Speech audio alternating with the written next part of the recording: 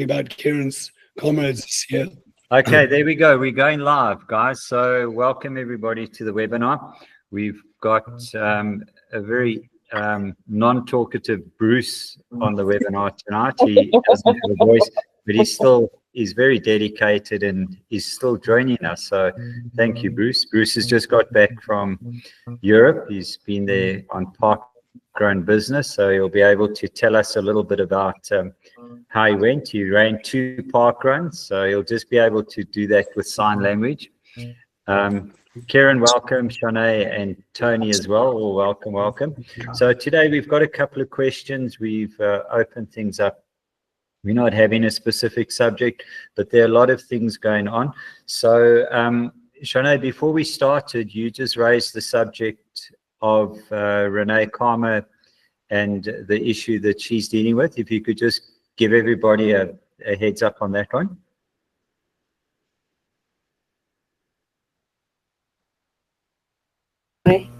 I didn't read the whole article, but it's about a case that happened in 2014 at the Spa Ladies race. It was I remember a route. It was a part of a route was on the promenade, so it's open for public and for runners. So it's your responsibility to look out for runners and to look out for pedestrians. So so she ran into this lady, and it was a 6-meter pavement. So there was no runners around her, and she ran into this lady, and this lady fell, and she made a case against Christine, and that happened in 2014.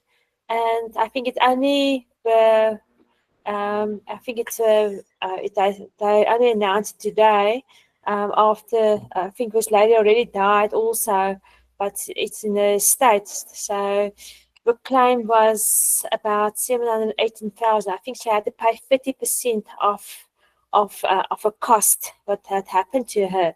So yeah, so our runners must be very careful with pedestrians, and if you're in a race and it's open for public and for runners and for pedestrians. So yeah, so she lost the case and she had to pay this lady or the state of a 718,000 rand. So that's quite a lot. I know, was she driving?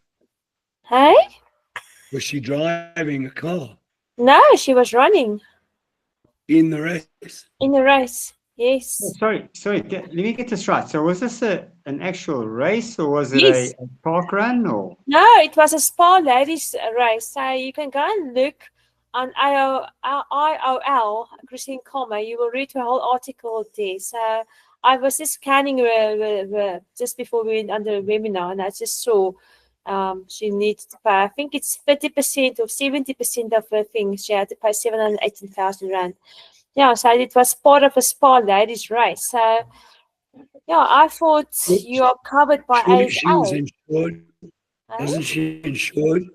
Aren't we all insured?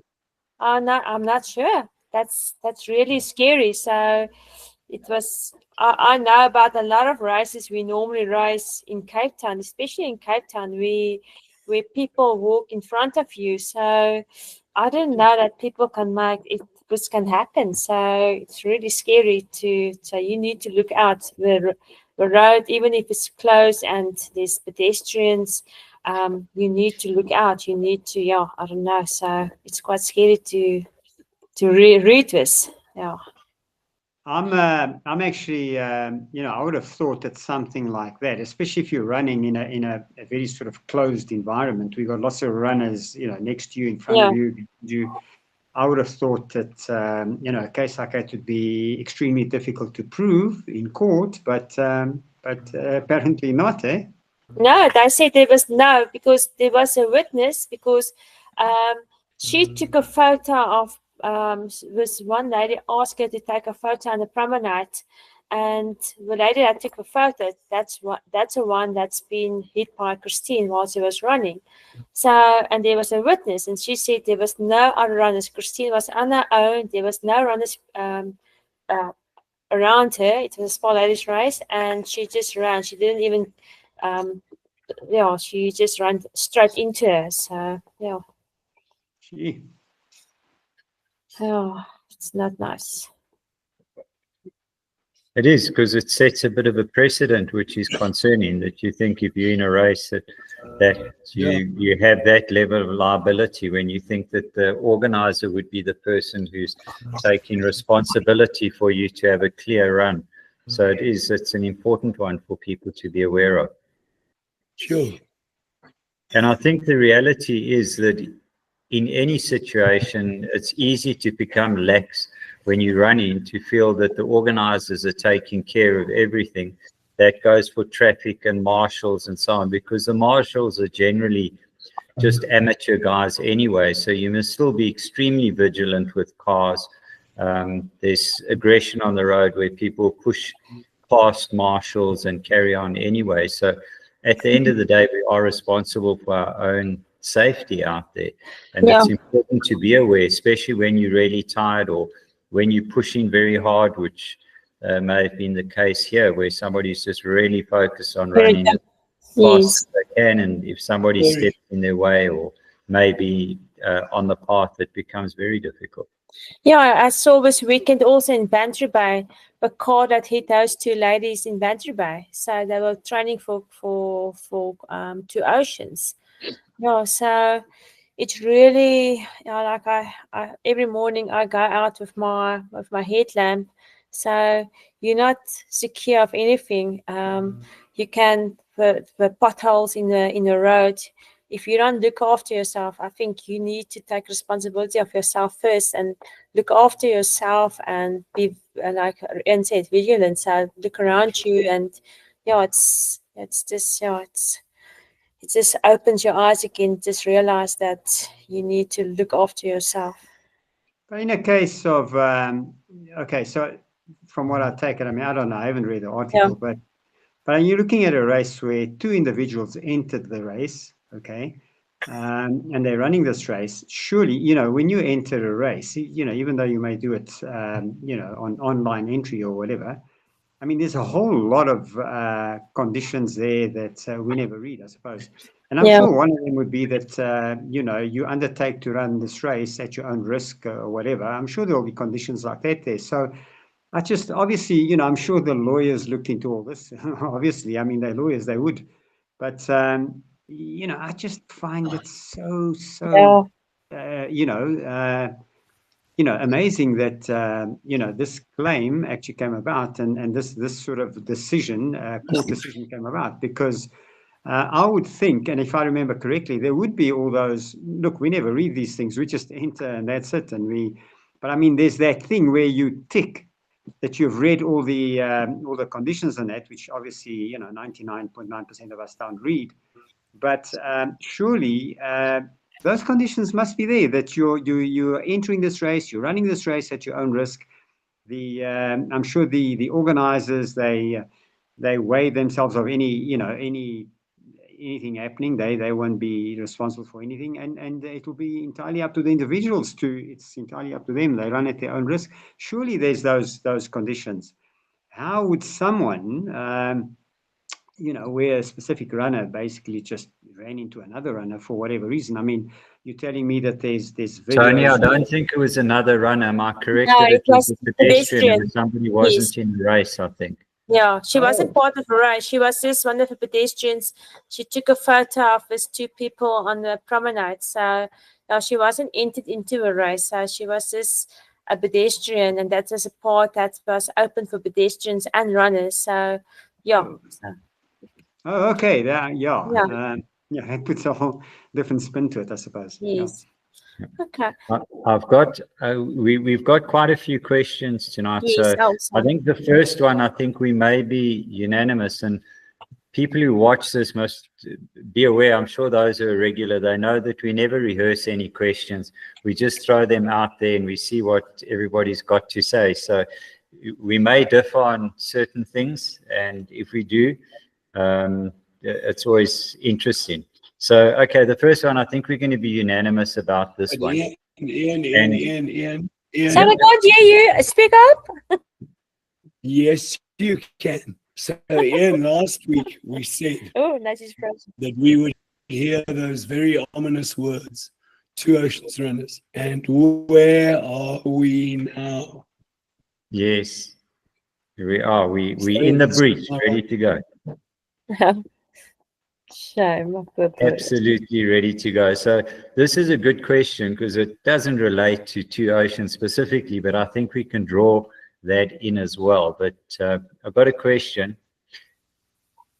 It's from a guy who said would like to know, is it a good idea to race a 42 in late April or early May to improve his seeding from a B to an A? No. Why do you want to do that?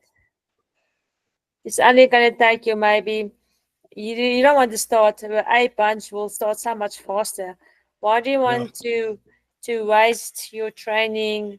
And it's going to just make you tired, more tired going into Comrades.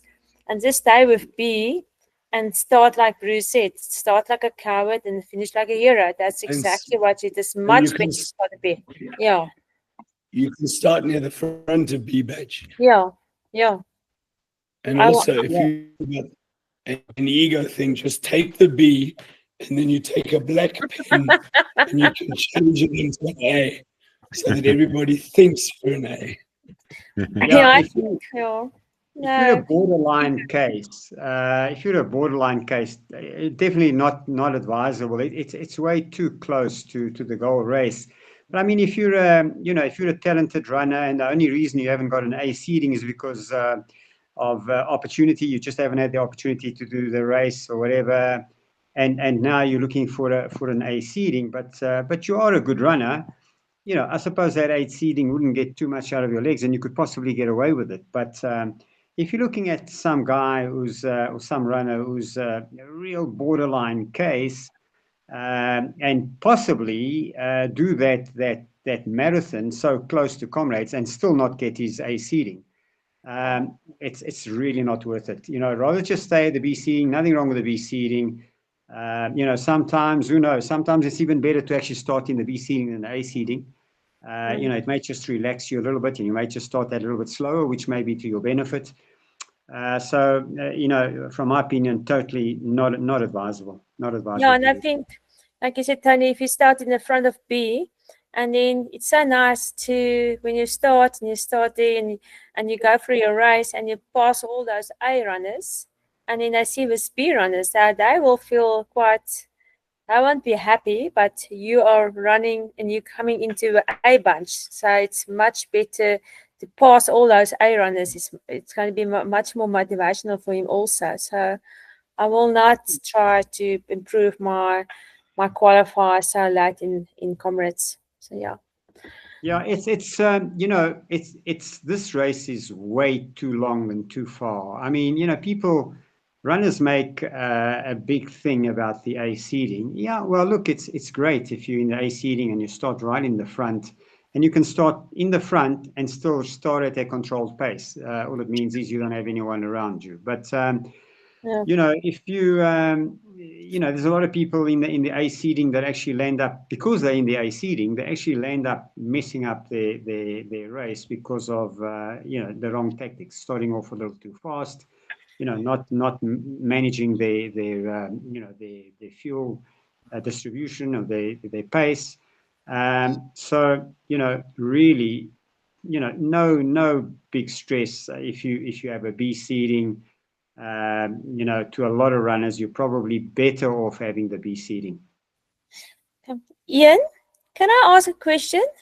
I do have a question from one of my ladies. She raced quite a lot last year, and this year she quite listening because she really wants a Bull Rowan this year, and she only raced Elands Valley, and she really wants to run a sub-5 at the Oceans, but she's scared of doing that. She might not do a Bull Rowan.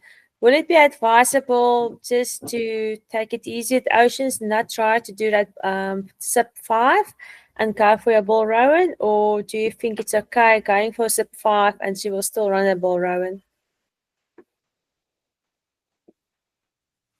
Shanae, sorry, I lost a bit of that. Did anybody else pick it all up? I had a bit of a video block, or did you guys also lose it? Yeah. Yes, I said, yeah, okay. Yes, Karen, did you hear me? Yeah, so... Yeah, perfectly. Okay. You know what, Shanae? you know, if you're running, okay, if you're running a bull row, and I mean, you're still, you know, reasonably fast, but the problem is that, you know, there are cutoffs at the two oceans. The whole thing is, you know, how much energy are you going to expend running the two oceans? You know, if you're someone running bull row and slower, you're probably going to be spending a lot of energy trying to run the two oceans. It's all very well for the faster guys, you know, the silver guys, and faster than that. You know, they can go out there, manage to run reasonably good two oceans without really getting too much out of the body. You know, they're not going to be running the two oceans and then they soar for like 5 days or anything like that. With someone that's running a bull rowan or slower, in fact, slow is even worse. You know, trying to run a fastish two oceans, it's probably going to get too much out of them. And what that means is that, you know, they probably going to come out of the two oceans where the next week is a total write-off, because they probably won't even be able to run that week. And then the following week is also almost like a bit of an adaptation, just getting the legs right and starting slowly again. So yeah. Yeah, I would say I agree with you, Tony. Yeah, so I remember, I know there's about 10% athletes that can do both, but I remember myself, even in 2015 and 16, I really wanted to run well at Oceans, but because of illness and I didn't have a great race, so I was forced to go slower, and that really helped me to do a great Comrades. So it's really important to decide which one. I always say, if you have a bad Oceans, you will have a good Comrades. If you really run slower at Oceans, that your pace should have been. So every time when I went and wanted to run a race, Oceans, only was 2013. That was a great year, but my Comrades didn't go, and Bruce will laugh again, to 2013 Comrades didn't go according to plan like I wanted it to be. So that's why in 2015 and 2016, I can remember it was perfect race for Comrades, and that was actually the race I wanted to do. Well, I'm actually glad I couldn't run fast at Oceans, because it gave me this opportunity to run a great race at Comrades. So it's really important for an athlete, for herself, to decide which one do you really want.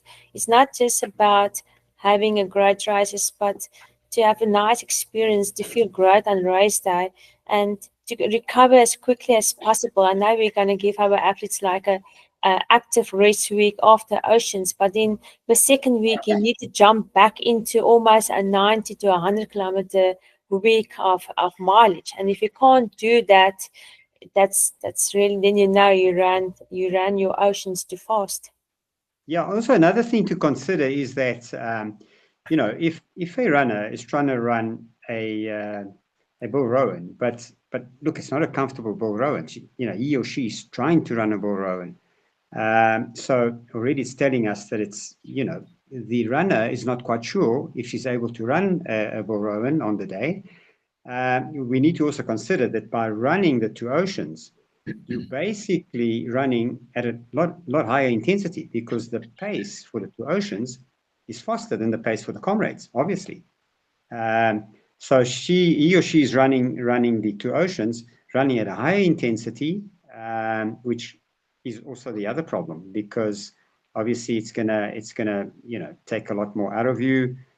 You may require a lot longer to recover after the two Oceans, and that may in actual fact be the reason why they may not run then the bull rowan. You know what I mean? So yeah, it's a bit of a thing. Again, I would, if I was a borderline case bull rowan, if I was really trying to run a bull rowan for Comrades, personally, I wouldn't do the two Oceans. It would take too much out of me. I mean, like I say, the intensity will be higher, pace will be higher. It would take too much out of me, and it would probably put an end to my you know, to my bull rowan on Comrades. So can I just put my 10 cents worth with my funny laryngitis? In the opinion of most runners, the sub 5 Sainsbury medal is more prestigious than a Bill Rowan. It's harder to earn. It's faster running. It's harder. In fact, all the medals of Two Oceans are harder than their equivalent at Comrades. A silver Two Oceans is a lot harder than a silver at Comrades. A gold at Two Oceans in that field is hard. And, yeah, so in fact, Chet Sainsbury, if your runner is talking about going sub-5 at Two Oceans, that is a harder challenge than going sub-9 at Comrades. Yeah, well, there you go, Bruce. I mean, that just proves the point that, if your goal is the Bill Rowan, I mean, if your goal is one of those for Two Oceans, then fine, but if your goal is Comrades.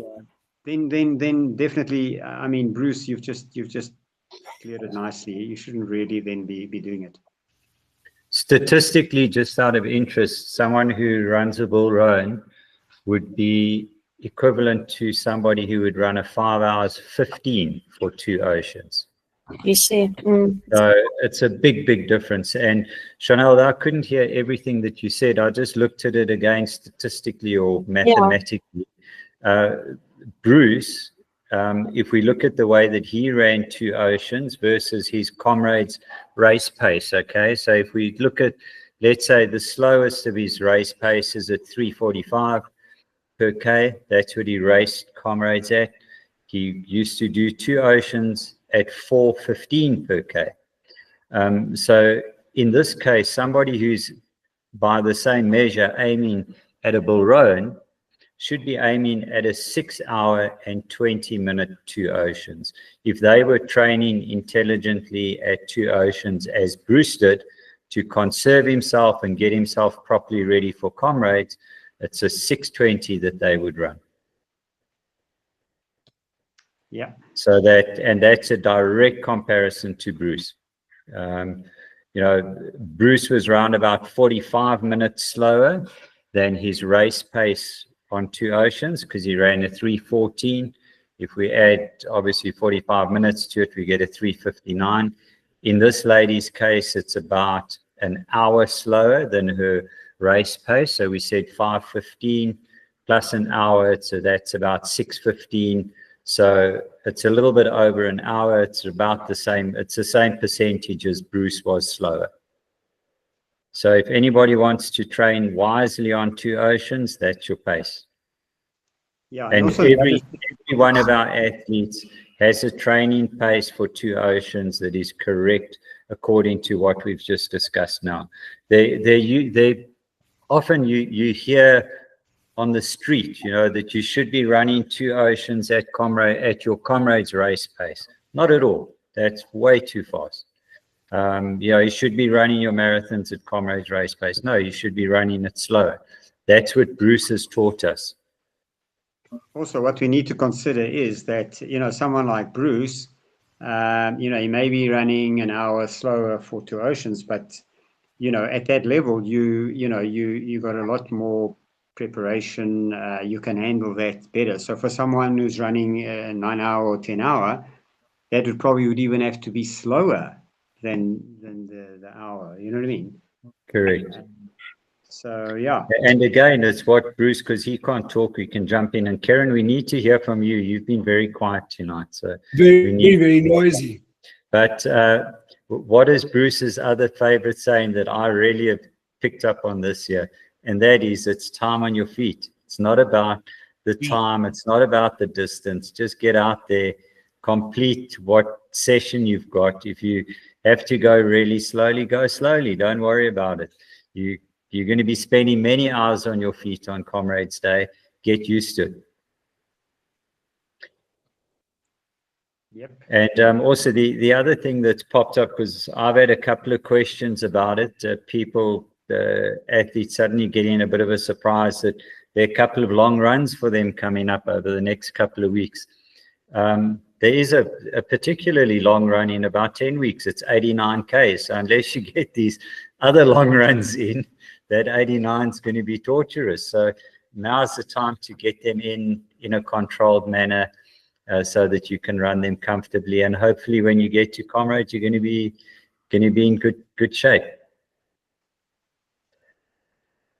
Does anybody else have any questions? Because I'd like Karen to just respond. We haven't heard from you yet today, Karen. Yeah, I mean, I can respond where I think I can add value, but I mean, you guys are the pros on the questions that have come up. I mean, this is only my second Oceans that I'm running now next weekend, and like Bruce says, where are we now? I'm like, oh, I've got that sinking feeling. And to be honest, I went and ran my Hilly 10 that's in the program yesterday with the inverted V's, and it's the first time that my legs haven't felt tired or sore or niggly in like a month. I don't know what I've been doing, seriously. So I felt a little bit mentally better and a bit mentally more prepared, like I'm feeling, okay, I think my body is now starting to feel like it might just manage 56 kilometers on Saturday. And somehow in my head, I thought I was running on Sunday. So I don't know, I'm just not sure if I've had my head properly in the game. But yeah, I better rock up on Saturday for this race. And as you know, I've been doing lots more cross training, and yeah, just, I don't know, I've struggled this year with kind of niggles and fatigued legs. So I've really, where I felt tired, I've pushed on the swimming and a few other things. So it's going to be very interesting for me, yeah, how Two Oceans goes this year. But yeah, I don't know, I probably need the pep talk more than I'm going to encourage or pep talk anyone because it's far. 56 Ks is far, and after last week's webinar and then chatting to various other people, some people find Oceans tougher than Comrades, and I'm going, did I forget something? Because I loved Oceans last year. When I ran the Oceans last year, I was hooked. Even with some of the challenges I had, I thought, this is my race. I'll go for a blue number rather than the green Comrades number. This is my race. This is what I really enjoyed. So I'm really trying to channel that to get myself back mentally in the right space, to just go and really enjoy that race like I did last year. I loved it. I absolutely loved it last year. So that's what I'm hoping for. I'm just hoping to just enjoy it this year. No, that's excellent. And I think you are going to have a great run. You have been doing lots of other things. Well done on your third position at the Gauteng Walking Championships. That was exactly 7 days after going and swimming 5Ks in Hout Bay. So you really are getting some quite diverse experience. So when you say you've been doing a few things, you certainly have. So it's going to be interesting to see how you go on Two Oceans. I think you're strong. I think you're going to enjoy it. The trick, as we spoke about last week, is just not going out too quickly. And in your case, you are going to be pushing a bit for time. So it's going to be interesting to see how you go. But I think you're going to have a strong finish.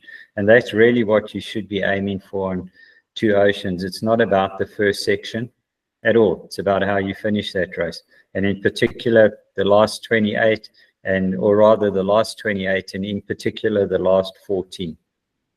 Oh, thanks, Ian. And I'm looking forward to your pacing chart, because I'm definitely going to use it, and I'm definitely going to just be focused this year. You know, last year I was filming on my camera little bits, and I was training for Comrades, and it was just a training run. And so mentally I had no pressure. And, you know, I was taking little videos and photos. I'm taking no photos, no GoPro, no nothing. I'm going in focused. This is what I've been training for. I know that I've got distracted with all sorts of other cross training, and I also wanted to do that to just test how my body responds to that versus a lot more slogging on the tarmac, which I'm struggling with, just excessive distance on the road, just in terms of recovery and how my body responds. So it is a bit of an experiment, and there is more pressure because I have got a goal time to get that sub 6 hour as opposed to 6:12, which I got last year. So Yeah, so I'm going to follow your pacing charts. I'm going to be focused, and I'm just going to try and remind myself that I love hills when I tackle Constantia. And I'm going to try not get irritated as I'm trying to overtake some of the walkers and miss the cat eyes like Bruce suggested. So yeah, that's what I'm going to do. So yeah, I hope it turns out well. But thanks for the vote of confidence. And yeah, there were a few people last week who, some of the more novice runners, who said, "Oh my word, 2 Oceans sounds horrendous. I don't think I'm ever going to do it." And I just wanted to say, honestly, it was probably the best and my most favorite race I'd ever run in my life up to that point. And I think what helps distract one is the beautiful scenery. It is a distraction. It helps take your mind off the fact that there's just this kind of 56K with some monster climbs ahead of you. And the support on the road is incredible. I just remember it felt to me like a mini Comrades. And I wanted to just say to the novices and the guys that maybe haven't run a 56 Oceans and are considering it, and maybe they feel that Comrades is just that bit too far, that step too big. I thought Oceans was like a little mini Comrades, you know, in a way, not to take anything away from Comrades, which nothing can compare with. But I just felt it was like a miniature, not that miniature, but a version of it with the support, with the spirit, with the magnificent, the challenging hills and terrain. And yeah, I was totally inspired after Oceans last year. So yeah, I'm hoping to just go and enjoy it more than anything else again. Problem is, I am too now, and I want to go do it, Karen. I can't. So, thanks for that. But why you said earlier about things you're an expert about, and sorry, Bruce. That's Comrades loading. Hope you've got your accommodation with the down run, Karen.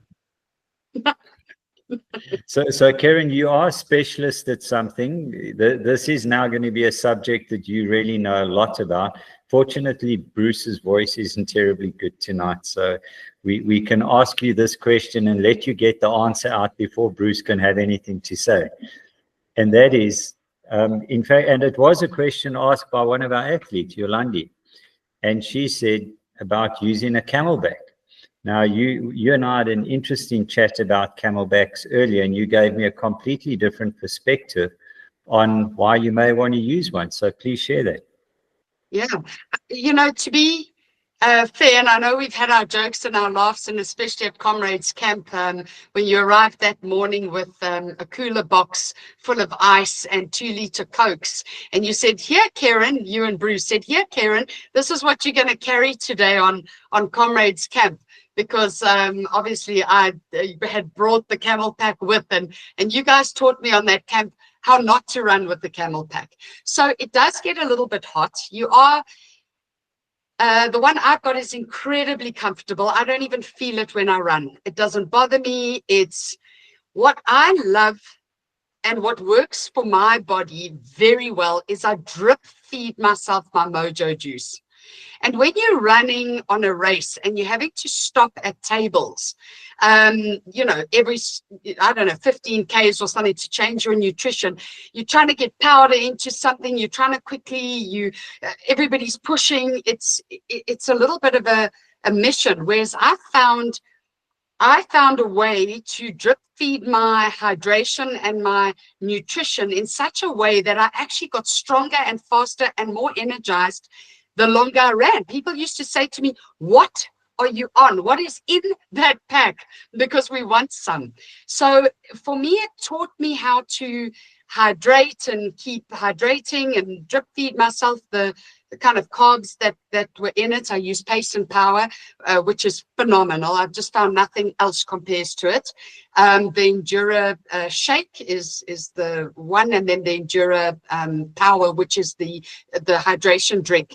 And I put that in a camel pack, and I never have to worry about water tables, and I've been on a number of races where the water has been really bad, and Two Oceans last year really ticked me off, because I know we want to save the environment, but these paper cups are being filled mils at a time.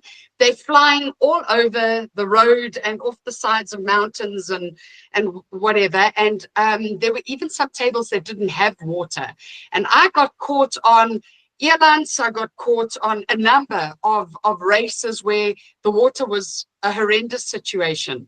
And I find if you're carrying something of your own, you've got a bit of security. So if it gives you mental security, so I mean, if you're not going for podiums and trying to shoot the lights out and whatever, have a comfortable race and have the comfort of your camel pack. You can keep drip feeding your nutrition. You've got enough pockets with for everything. I'm comfortable in one. I actually ran my best tough one with a camel pack. I kid you not. I'm still yet to beat that time, and I ran it with a camel pack, and I did trail running. I was a complete novice. I didn't know what I was doing. I ran with the camel pack. Someone on a bike loaded with nutrition next to me. I was so pathetic, and I did trail running, and I'm yet to kind of beat that. So I found that the camel pack doesn't slow me down. It isn't a disadvantage for me. Now that I'm used to not running with the camel pack, and I've got better at my nutrition at tables and needing less and less as I've become a better runner and trained my body from a fueling perspective, it feels nice to have the freedom of not carrying anything. It feels nicer to run unencumbered, and that's really nice. But I am a little worried about the water situation on Oceans, and some of the water tables are 5 kilometers apart. And I remember one of those 5Ks was literally when you're going up Constantia. We were all looking for water. People were complaining. I was properly dehydrated by the end of that race, and actually it makes sense now why my cramping was so bad in those last 10Ks. Yes, I was on my cycle, but I think it was excessively bad added with the dehydration. So I definitely dehydrated last year, thinking back, and I'm nervous about that. So I've got a really good waist belt that I've loaned from somebody because they just never work for me, but this is a really good one. And I'm going to make a decision based on the temperature on Friday when I look at the weather. If it's going to be a very hot run, you know, if I lose 5 minutes on Oceans, well, then so be it. But yeah, I'd rather have a more comfortable run and have my hydration and yeah, just kind of in strong. I mean, I'm never going to get a podium on any of these races or an age group position or anything like that. So I think, yeah, I'm going to still make that decision. I'm taking both. I haven't made the final decision on it. Nice to hear, Karen, but your coach isn't necessarily going to be happy about you losing 5 minutes. So just take that into account. And I'm just a little bit worried. You're telling me about this belt. Are you going against one of the golden rules, trying something new on race day? I'm going to try it tomorrow on my blitz runs. Okay. I've got a interval run tomorrow, so I'm going to test it tomorrow. I know 56 is very different to like about a 10 I've got, I think, or a 8 or something in my program. But I've run with waist belts, plenty of waist belts. Yeah, this one, yeah, it's pretty good, and it fits way better. So I know Bruce is probably itching to talk about these camel packs. I can just see his face. It's like he's got his face buried in his hands. but honestly, I don't know. I just think, you know, it's not the Fordyce ways necessarily. No. And it's not how you guys run on Oceans. But Karen, it's strength to weight ratio. So you spend all that time losing weight as you train, and then you, in one fell swoop, you put all that weight back. Kieran, and also, you know, you are likely to feel like the person who rocked up in a safari suit at a black tie dinner.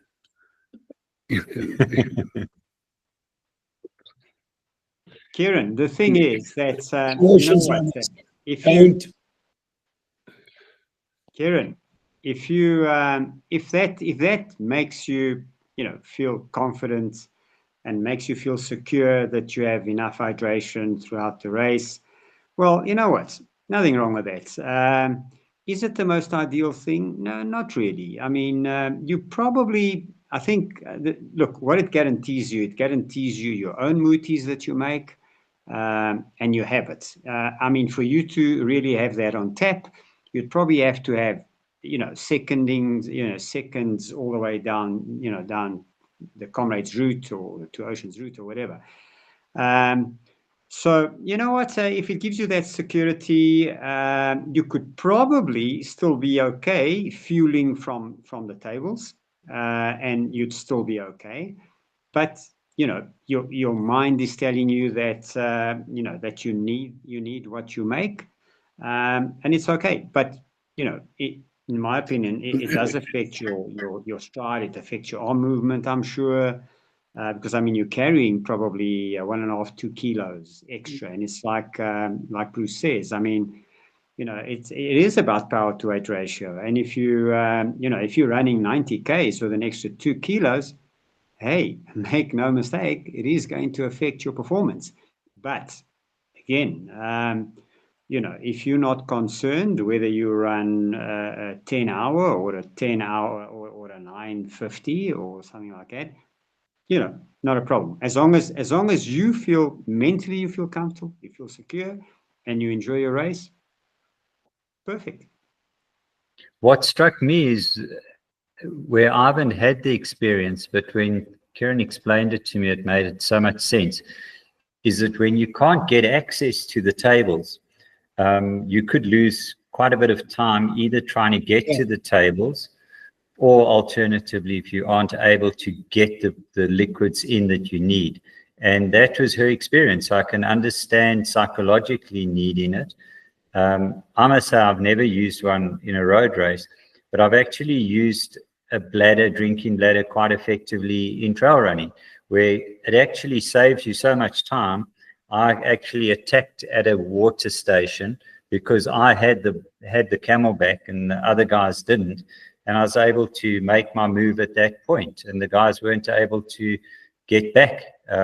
So it can be a useful thing to have in a trail running situation. So I get a bit of a feel for what Kieran's talking about because of the numbers.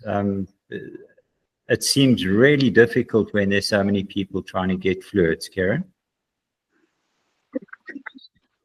6-hour pack of people. I'm not running with the front runners, so you with the back guys, and it means that water tables get chaotic, stuff starts, if there is a problem, you hitting it, and also to try and mix your stuff that you need. And I've tried everything. I have tried just the tables. I've done some 42s where I've tested this year different nutrition strategies and running, trying to burn fat instead of carbs, etc. I've tried all sorts of different things, and nothing works like this fuel, like this pace and power. I've tried so many different things, and my performance is just, it's all I need. And I know exactly how to take it. And so I like to have my stuff, and then I'm having to pull over on the side of the road where I've got a bottle I'm carrying, get the water in, get the powder in, shake it up, try and, whereas the less you've got a faff and that you can just kind of easily have on hand, the easier. So you're right. It's a toss up between carrying an extra 2 kilograms the whole way and losing time because when you're dehydrated, my pace will drop. Instead of, you might be running a comfortable 6:15 and all of a sudden you're 7:15 because you're exhausted and dehydrated. I don't know. It's a toss up. I'll know. My gut will tell me. I'll have a piece about it. I will know exactly what to do the night before. Yeah, look, and also, I mean, I've never been you know, in a race condition where I mean, amongst the masses and, you know, really having difficulty going through water points and not being able to get to water, you have. So so it may well be that, you know, the one sort of counteracts the others. So, you know, the time that you may lose if you didn't have a camel pack, you know, trying to stop at water points and take a lot of time because you've got to get through masses of people, and maybe the water points are not well managed, which makes it even worse. And then, of course, if you're going, you know, running Comrades, and there's a lot of those water points where there's masses around the table, all stopped around the table, you could probably even make time with a camel pack then, you know. So, so yeah, as long as you're comfortable, Kieran, nothing wrong. It's part of your, you know, part of your whole, you know, make up for the race. It's without it, you probably would be, you know, negative and unsure, and with it you feel confident, and you know, that's nothing wrong with it. Yeah. And you know, Tony, for most of us that run, because like you guys are in a league of your own, and you know, especially if you're pro or you're earning money off your sport, or it's important because of sponsorships or whatever, you can't afford to test things out or play around a little bit. You know, I'm happy to learn a great big lesson and go, oh, okay, I'm never doing that again, you know, and be wrong, because it's not going to be my last oceans. I mean, you know, Ian always said to me, which I loved as he was coaching me the past few years, and just chatting offline, he always said, our running is about longevity. We want to be running till we drop dead one day from old age, literally. So for me, I don't know, and I've got another 20 or 30 years of running. You know, endurance is just a passion of mine. It's not something I'm ever going to make money off or podium on, or, you know, be a pro at. And yes, it's nice to improve your time. But while I'm novice at most of the stuff, sorry, Karen, can I just interrupt you for a second? Yes. You were on the podium on the weekend. Sorry, just to mention that. You can carry on now with your explanation. For race walking. Yeah, it's bizarre. Like, you find these crazy things that you're able to do at such an old age. But like, I mean, with these races, like this year, I've really experimented.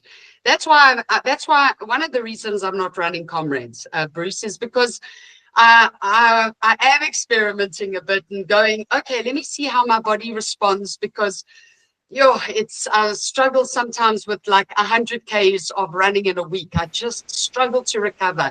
So can I be, you know, topping that up, dialing that down, topping that up with a bit of swimming, a bit more strength training? How does my body respond? Testing different nutrition strategies out. While I'm young at all of this and never going to be in endurance running, I'm not even in a 10. Race walking, maybe I'll podium and sprint triathlons or whatever, but you know, we're talking 10Ks, 21, 42, 56 Comrades. I'm just going to be in the masses having a party. And so I don't know, should we not be experimenting now and as athletes, and testing and trialing things out without getting too pedantic about the time we finish in? Isn't this the time to be testing? Tomorrow it's substitutions for Comrades. You can still enter. Thanks for that. Just pop that in quickly. I used to like you a lot, you must really. It's still time, eh? You got time to do it. I can see you want to do it. You Kieran, get overtraining. You can just go and run Comrades. You will make it. Kieran, having just heard what you said, that you wanna cover everything, anything from you know, race walking on the track to all the way up to ultras and Comrades. I think what we should do, you know, for us Fusion, we should make you our mascot. So what we'll do is we'll just, you know, cover you with a whole lot of Bruce for our stuff. You know, that wild dog that we have on our t-shirts. We'll make a nice hoodie, the wild dog hoodie, and we'll put it over your head. And then you just run all the races. There we go. Our, for us Fusion mascot. There we go. I'm just going for anything. I'm an adventurer. So I'm like, let's try it all. Let's test a few things. Let's gamble a bit. I don't know. I mean, if I was Bruce Fordyce and, I was going for my 9th gold, I mean, I obviously I'd have a different attitude, but I'm not. Okay, thanks for that, Karen. I've got another question, and it comes from Jacques. And Jacques did the marathon on Sunday at Sasselberg. And just by the way, one of our guys won on Saturday. Bruce, if you missed it in Europe, Bright won in 2:25 at altitude, which was quite phenomenal. And he's had an injury, so he's such a superb athlete. And I really hope that things start going his way now in terms of there are a couple of admin issues that he's been struggling with, but a simply superb athlete who came out. He needed to just deliver the goods, and he delivered them very comprehensively at Sasselberg. So, yeah, Bright, an absolute star there. But Jacques also ran it, and he had an interesting observation from a bit of a different angle. He's been listening to us talking, and Jacques a 3-hour marathoner, so he's a sub 3-hour marathoner, and he went out and he ran, and he said he ate 70 grams of carbs, not per hour. He ate 70 grams of carbs for the entire marathon, which he said he used up around about by 32 Ks or so. He said he was fine. And he said what was quite interesting, he was running with a runner who theoretically is stronger than him. And this guy had seconding all along the way, and he ended badly. Jacques finished stronger than him. So he was just asking the question if any of us could comment on that as to why. Yeah. So look, I mean, if you take the first hour of the marathon, he doesn't even need, carbs, because, I mean, you're basically using, energy from your glycogen, and for the first hour of that marathon, you're probably okay, not even taking any carbs on the road. And then obviously what then happened, if he ran roughly 3 hours, you would have taken roughly 35 grams of carbs for each hour after that. Well, not even that, because you can, I mean, from first to second to third, but I mean, by the time you start going second to third, you're finishing your race. So he, in my opinion, I think he actually took in just the right amount. As I say, we always tend to sort of overlook that first hour of your marathon where you have carbs. I mean, you ate a meal the day before. You probably had something light to eat 2 hours before. So your carbs are covered for that first hour. Second hour, you may have had 50 or grams or so. I don't really know how much Jacques weighs, but also the amount of grams per hour depends a lot on how much you weigh, and also how much you've trained your body to burn fuel efficiently. But I mean, if you take it on weight, he probably took, on that second hour, he probably took 50 carbs or whatever, 55 carbs or whatever. And then he was on his last hour. So, he may not have realized it, but he probably, by taking 75 carbs of energy or whatever, was probably perfect on the day.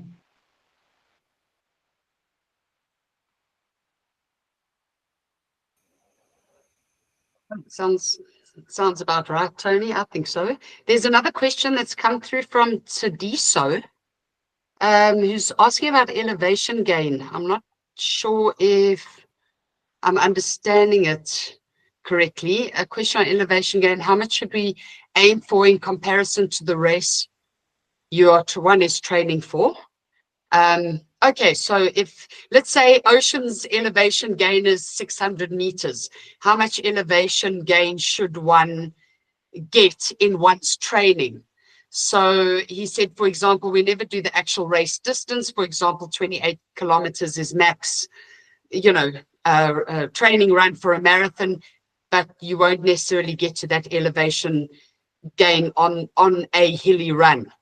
So is that elevation gain cumulative? It's quite a good question.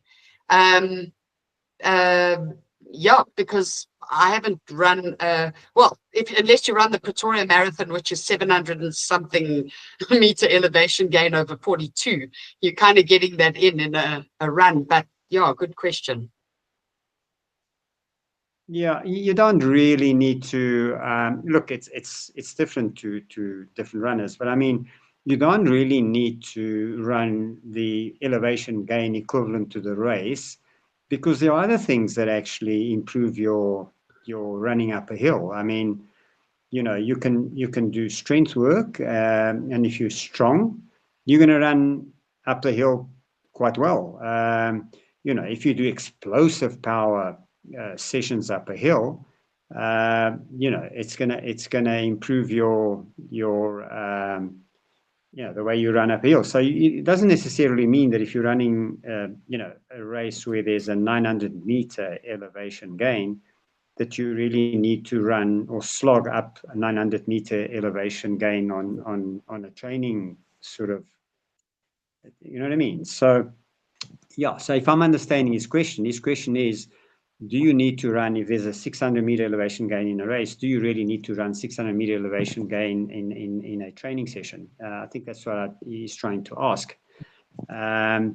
You know, in my opinion, and Ian and Bruce can come in there, is not necessarily, because it's not that's going to make you, you know, running that 600 meter economically up you know, in a race. There's lots of other things, like I said, you know, there's strength, there's explosive power sessions you can do on short hills that improve that efficiency. Leading on to that, when we get given a hilly run in the program, it does just say hilly run, hilly 10K or hilly 14. But maybe there should be a minimum, Ian, or not. I don't know how Bruce used to tackle, how he would decide how hilly those hilly runs were, because, you know, for someone, they might find a little gradual bump. Oh, that's hilly. That's not flat like a track. So that's hilly enough. Where some might be doing, you know. I didn't even know what elevation was. What's elevation? Oh, cumulatively you go up 100 meters. No, just run hilly courses. Just go out there and run hills. Long hills, short hills. Run hills. Also, the other thing is that, you know, I mean, yes, you know, in our programs we say, you know, go and run 25K and include Zillion, make it a hilly run. But also understand, if you take Bruce, for instance, when he was doing his hill sessions for Comrades, I mean, he wasn't going up a hill for 900 meters elevation. He was going up Sweetwater, and he did reps. He did 8 of them or even more. You know, 10 of them or whatever. So on that session alone, it was a hill repetition session, but on that session alone, he probably exceeded the 900 meter elevation. You know what I mean? Just on a Sure. on a hill repetition session. So there's many ways of actually, you know, gaining efficiency up a hill, and it's not, you know, if I don't know if we answer the question correctly to the gentleman, but I mean, you don't have to go and run a hill 900 meter elevation. I mean, you can do that on a hill repetition session, and probably even exceed that on just one hill repetition session. But it's not. They're called inverted V's, hey, Ian, in our program. Those inverted V's, I found probably more than anything when I was training for Comrades, were probably the things that gave me the most strength and power and endurance on hills, were those inverted V's. I mean, at some points I remember doing, I think, 6 or 8 of them late at night on quite a steep 500 meter. Nearly wanting to die, but gee, because that makes you strong. So yeah, I love that, Tony. Those inverted V's are brilliant for hill training.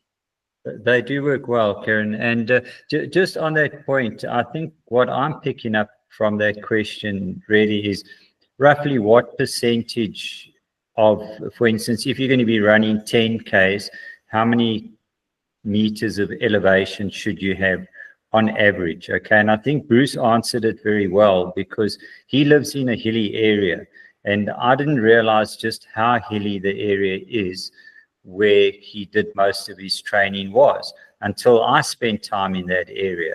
And it's continual hills. You actually have to go and find flat areas. Whereas normally where I train, it's a flat area and I've got to go and find hills. So I think what that hilly designation means is to remind people who are, for instance, in a flat area, you can't just run flat all the time. You need to go and find the hills. And the same goes for people who are in very hilly areas. They should go and find flat areas sometimes so that they can run at a continual intensity, be it on the track or be it wherever, but where you're not having those breaks to, you know, it's not quite like cycling, but if you take cycling to the extreme where you work flat out up the hill and most people just glide down the other side, that's it. That's taking it to the extreme. But we do need to have sessions where we're just working at a very high intensity all the time. And it's one of the things that trail running teaches us as well, that when you're running a technical session, you just can't go fast enough. So your heart rate drops and everything drops, and because you physically can't move quicker across that ground. So you have to accelerate and move quicker. So it's almost like a hill session. So I understand what he's saying. He's trying to get a number out of us.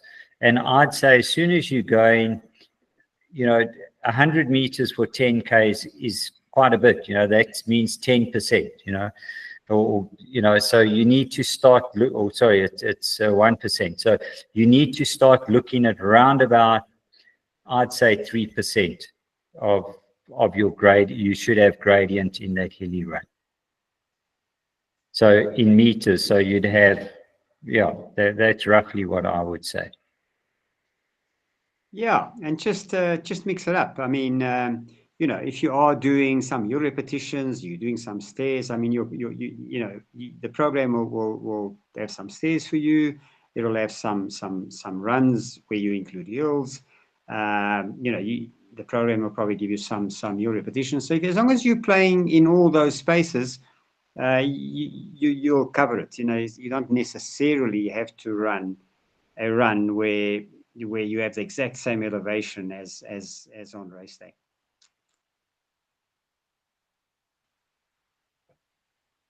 Okay, we're already over time, so I think we timed it quite well. Just, yeah, we'll pick up the other question next week. It's not an urgent one. So thanks, everybody, for joining in. Thanks, Brucey, despite not being well, we appreciate it. Thanks, Karen. Thanks, Shanae and Tony. Thanks, guys. Everyone, Ciao. get better, Bruce. Cool. Good luck, Thanks. everyone. Thanks, everybody. Bye-bye.